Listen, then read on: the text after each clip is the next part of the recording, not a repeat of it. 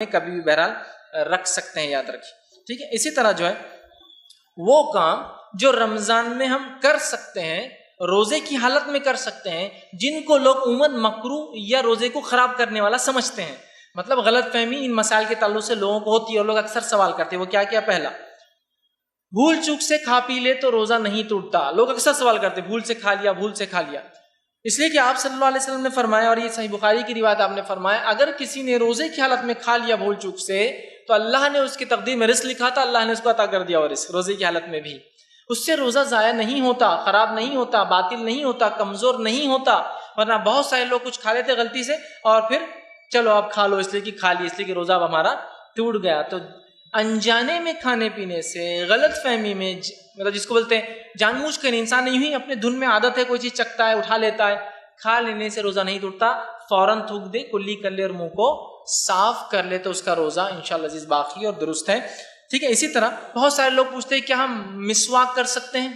مسواک یا برش کے تعلق سے بھی سوال آتے ہیں، تو یاد رکھیے منہ کو آپ صاف کر سکتے ہیں، اور مسواک کا کرنا تو بالکل درست ہے، اور یہ صحیح بخاری کی روایت ہے کہ نبی اکرم صلی اللہ علیہ وسلم روزے کی حالت میں بھی مسواک کیا کرتے تھے، تو آپ بالکل مسواک کر سکتے ہیں روزے کی حالت۔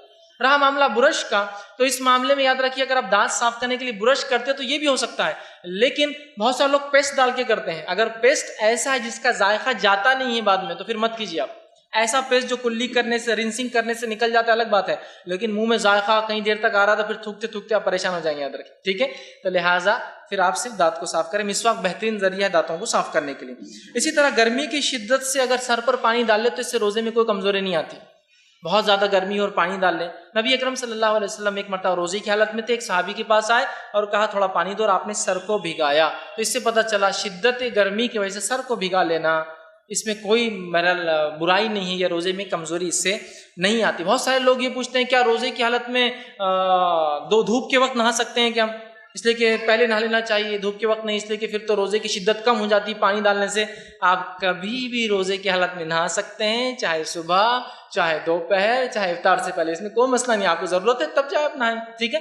تو اس میں کوئی روزے میں کمزوری نہیں آتی۔ اسی طرح سر میں لوگ سوال کرتے ہیں کنگھی کرنا، تیل لگانا، کیا یہ روزے میں درست ہے؟ ہاں، روزے کی حالت میں آپ سر میں تیل لگا سکتے ہیں، کنگھی کر سکتے ہیں، اور آنکھوں میں سرما بھی لگا سکتے ہیں، یاد رکھیں۔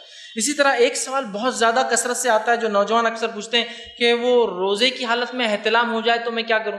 تو روزے کی حالت میں احتلام ہونے سے روزے میں کوئی فرق نہیں پڑتا، آپ اٹھے اور غسل لے لیں، ٹھیک۔ اسی طرح ایک سوال آتا ہے کیا رات میں اگر بیوی سے ہم بستری کی ہو تو کیا سحر جب صبح اٹھ کے کروں تو وہ سحر میری درست ہوں گی بغیر غسل لیے کہ کیا غسل ضروری ہے؟ اور غسل لینے کے چکر میں کبھی سحر چھوڑ دیتے ہیں۔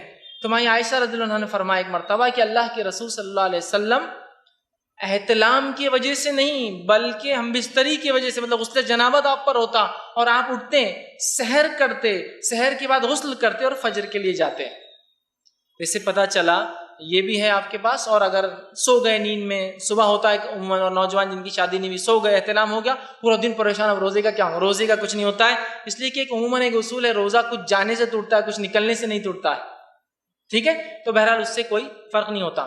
بہت سے لوگ سوال کرتے ہیں اور پورے روزے بھر تھوکتے رہتے ہیں، تھوکتے کنٹینیو، کیوں؟ تو وہ بولے وہ اندر گیا تو روزہ ٹوٹ جائے گا، کنٹینیوسلی تھوکتے، یا پھر میوکس بیماری کی وجہ سے کبھی کبھار وہ تھوک نہیں ہوتا لیکن گاڑھا ہوتا، لیکن وہ بلغم بھی نہیں ہوتا، میوکس کہتے ہیں، ناک میں آ گیا کھینچ اور اندر سے ارے روزہ ٹوٹ گیا، ایسا نہیں ہوتا۔ میوکس چونکہ اندر ہی پیدا ہوتا ہے، اندر سے اندر چلا جاتا ہے، تو بہرحال اس سے کوئی مسئلہ نہیں، جو گلے میں چیز ہوتی ہے اندر چلے جائے تو اس سے بھی انشاءاللہ عزیز کوئی اس میں مسئلہ اور کوئی حرج نہیں۔ اسی طرح